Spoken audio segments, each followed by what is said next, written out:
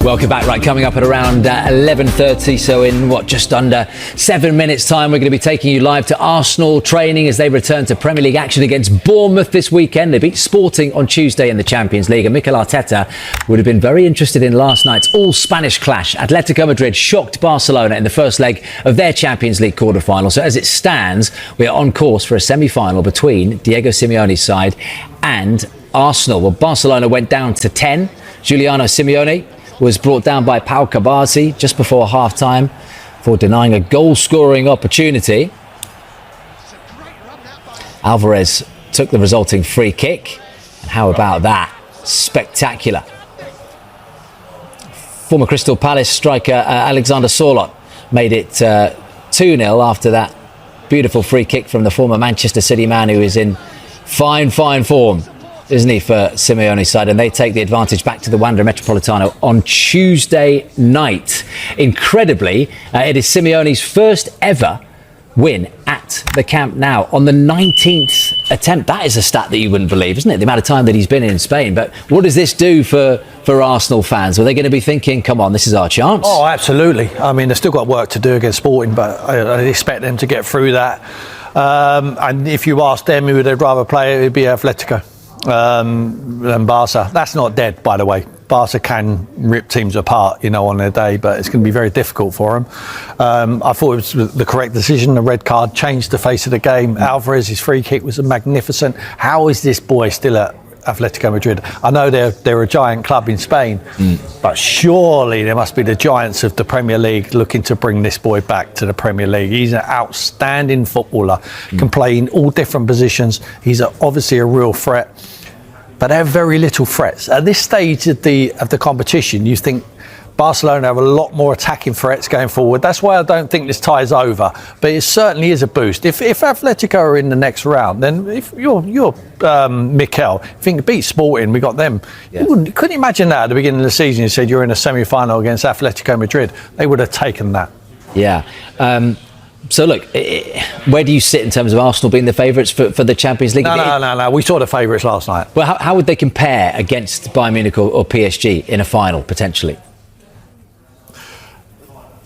They would know how to play defend their box. That's what they would do. But they're accustomed to doing that. We've seen them do it in the Premier League this year. They will put a nice shield in front. They wouldn't be easy to play through. PSG are outstanding, we saw that, but they would have more aggression and more organisation than what Liverpool did last night. Real Madrid, in my opinion, and Bayern Munich are fantastic teams as well. I don't think that one's dead. I think obviously the advantage will go to Bayern. Over there, the Allianz is absolutely magnificent. The stadium will be on fire that night, but you can never rule out Mbappe. Vinny Jr. Anything can happen in them reverse ties next week. With that Arsenal style, which has been criticised, but it's been very effective, would it be as front? The wide players will come back the way. They will play a counter-attacking style. They'll wait for their moments, and their moments might come from a set piece, like Luis Enrique was talking about last night. He didn't mention Arsenal, but we know who he's pointing the finger at. It doesn't matter how you win games, as long as you can get over the line and do it. I think it'll be a contrast in styles.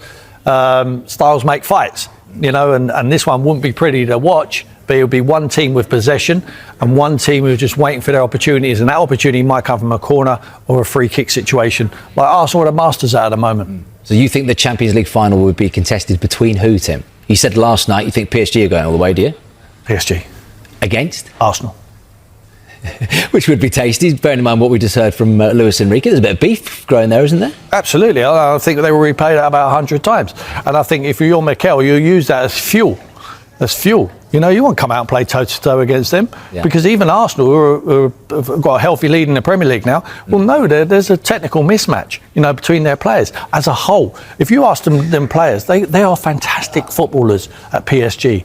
And they played a pretty style. We all want to watch that. But I don't mind if I'm playing in a team like Arsenal and we're dogged and we hold our own and we frustrate and then we pick our times to go forward. They've got a real chance. Yeah. Right, stay with us on Sky Sports Fan Club, because after the break we're going to be taking you live to Arsenal training. They return to Premier League action against Bournemouth this weekend, beat Sporting on Tuesday, and Mikel Arteta would have been very interested, wouldn't he, in that all-Spanish tie last night in the Champions League. Atletico Madrid shocking Barcelona in the first leg of their Champions League quarter-final. As it stands, they are on course for a semi-final between Diego Simeone's side and Arsenal. We'll go to training in London after the break. Back to FC. Right, Arsenal stopped the rot, didn't they, with a Champions League win at Sporting on Tuesday night. Now the attention crucially turns back to extending that 4-match winning run in the Premier League. Can they go a step closer to winning that first Premier League title since 2004? Gary Cottrell is watching Mikel Arteta's side train ahead of Bournemouth, the Saturday lunchtime game. I knew this was coming.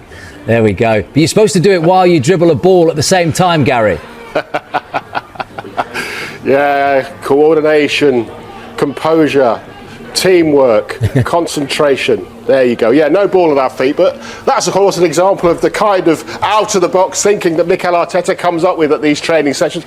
Not sure whether there's going to be any more like that when we have a look at it in a moment. But yeah, pen practice, wasn't it, on Monday? It stole the headlines around the world. You do see pen practice at football training grounds, but it normally involves putting a ball in the net from 12 yards. Mikel Arteta always coming up with new ideas. I guess you could call that one the Mikel Arteta biro business, or mix bic trick, although other ball points are available. Speaking about ball points, let's point towards the ball and see what's going on out there in terms of players who you can tick off or ink into the squad for this match, as Arsenal return to the Premier League on Saturday lunchtime against Bournemouth. And the big news is that Ebs Eza is out there. There he is, looking like he's ready for business, joining in with the rest of the Arsenal squad. Of course, he missed the Carabao Cup final. He pulled out of the England friendly internationals as well. Hasn't been seen in either the FA Cup or the Champions League midweek. But there he is, enjoying these opening sessions with his Arsenal teammates. There's no Saka. Bukayo Saka with the other player we were looking for, who's obviously also played that full Carabao Cup final, but wasn't involved with England, hasn't been involved since that Carabao Cup final. We thought he potentially could be out here today, but he's not out there, I'm afraid, Arsenal fans. Neither is Jurriën Timber, who's not been seen now for around a month, an injury-hit season, just like, of course, his first season at Arsenal. And no Martin Odegaard out there either. Now, he came off, didn't he, towards the end of that match in Lisbon. We didn't know whether it was tactical, whether it was his minutes just being managed, but he's not training out there with the rest of the squad. Now, Calafiori as well, also not out there. The point needs to be made, though, I think, as the matches start to come thick and fast again, and there's not much of a turnaround between the team arriving here in the early hours of Wednesday morning and training here today, and then the match on Saturday. Some players who we don't see may still be available to be in the squad for the game at the weekend and going forward, and they're just doing their own stuff away from the cameras, away from the rest of the team, in the pool, in the gym, with the physios. But that's certainly the players who are out there and not out there at the moment. No pens at the moment, just a bit of ball work. Don't know whether Tim Sherwood's ever balanced a pen between teammates during his time coaching or playing. Never done that, Gary, unfortunately. How long do we know how long Timber might be out for? Because I think he's going to be integral for them to go anywhere near winning the Champions League. Well, all the way since just before the Carabao Cup final, when Mikel Arteta was saying that Jurriën Timber wasn't far away. Let's wait and see whether he can be available. He's days away, he might be available. Of course, he didn't go to his national team either. We've been expecting to see him out there training and being available again any moment for about a month now, as I say. And training come, training go. Game come, game go, he still doesn't appear. Mikel Arteta obviously will update us all on that and others at his news conference at 1:30 tomorrow. We won't have a chance to ask him today because we're just here for the training today. But yeah, a lot of Arsenal fans are wondering too, where is Jurriën Timber? Because you're right, what a great player he is, and what a difference he can make when he's out there. It's going to be fascinating, Gary, isn't it, in terms of this build-up and going right now until the end of May, because you wonder how much these two games against Sporting are going to suck out of Arsenal and Mikel Arteta before they go on Sunday the 19th to the Etihad. And, of course, Manchester City have just got that Chelsea game to focus on, the only game that they play, and Arsenal play 3.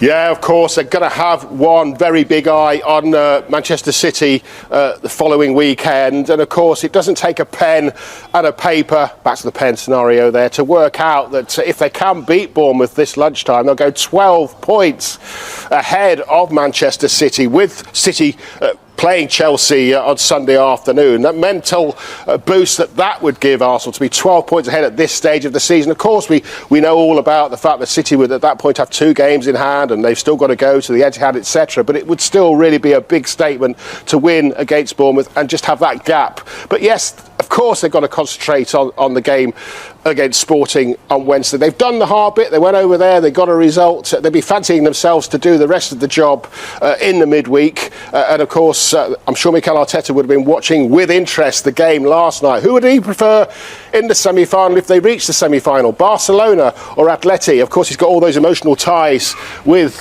Barcelona. But maybe you would suggest that Barcelona might be an easier team for Arsenal to face in a big couple of games than Atleti. I don't know, that's for people who know more about football to debate than me, but I'm sure he was very, very busy, and the rest of the players, watching that game last night. So yeah, Manchester City, of course, will be watching Arsenal as well on Saturday lunchtime, just hoping that they don't get that big gap between them for at least 24 hours or so. We've had the balancing the pens, we've had the dancing huddles while trying to keep the ball together with their heads.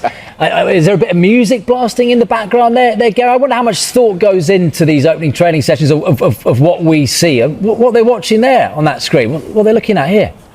It's a session plan and that. Well, that's a big screen which will have... Oh, sorry, Tim, go ahead. No, that's it, Gary. I'm just saying what that is. It's quite obvious for me, but not for Will, obviously. Well, we never get to. It's a session plan. He's telling them what they want, they want to do. Is that commonplace outside? It's a visual. It's an added bonus for any coach just to talk through. It might be some set pieces. It could be anything. You know, talking about Bournemouth, the way they set up, where they want them, what they're going to do in this training session. It's just, there's no end of back. But Tim, you know, we get to see this now, and Gary can only get to watch sort of 10 minutes of this, and then we're told very quickly to turn the cameras off and move away. So how much changes once, you know, the serious stuff starts then, does it? Absolutely. He must think about what he wants to show us. Yeah, that's why they've turned that around, so you can't see what they're looking at, you know, so we have to be guessing. But that's what it is, just to be a visual. It's an added bonus to any coach. You know, they've got everything now, haven't they, at these football clubs, just so every fine detail is addressed, and they'll be it, and that's why they're talking to him there. It might be something to do with their... I mean, it looks like it's... Tim. Yes? Do you think they're maybe looking at the league table, seeing where Spurs are on it at all? I don't know about that, mate. Yes, naughty is the Gary. That is called naughty. Well, they're not watching Titanic. I'm not sure what's going on. But I mean, Gary, you get ushered on pretty quickly, don't you? After when they are watching that clock for you. Yeah, it's ticking away. You can tick with a pen as well, can't you? But certainly the clock's ticking away. But the big thing to tick, Arsenal fans, and to ink in, as I say, that squad. Ebbs Eza is back. Unexpected that he would be back, but he's back. So some good news in the absence still of Saka, Timber, and not here training with the rest of the squad, Martin Odegaard and Calafiori. It's been almost an entire month since Arsenal's last Premier League game, where Max Stallman announced himself to the world with a brilliant goal to beat Everton at the Emirates. Now, as they return to league action, the vibe feels, well, very different. For more, let's go to Gary Cottrell at the club training ground. Afternoon, Gary. Good win for Arsenal midweek without a few of their key players. Attention now back on the Premier League, isn't it? And could some of those missing return against Bournemouth in the early lunchtime kickoff?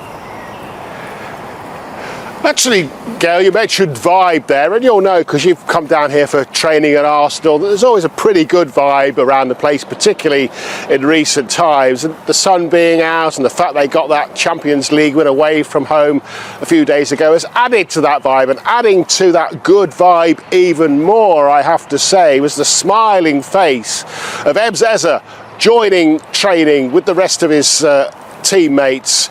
We weren't expecting him back quite so quickly, to be fair. Mikel Arteta was saying, listen, it was a bit more serious than a couple of the others who we were hoping to see back. But he said, didn't he, when he was last asked at Ebbs, you never know, he's a character, he's a quick healer, he works hard. And there he was, out there. He missed the Carabao Cup final, he withdrew from England, he wasn't involved in the FA Cup or the Champions League in midweek, but he's out there, and therefore you would have thought available for selection for the weekend against Bournemouth. The news, though, not so good regarding some of the other players who we hoped, or Arsenal fans hoped, would be back after missing out in recent games and missing out on their national teams. And the first one of those, of course, is Bukayo Saka.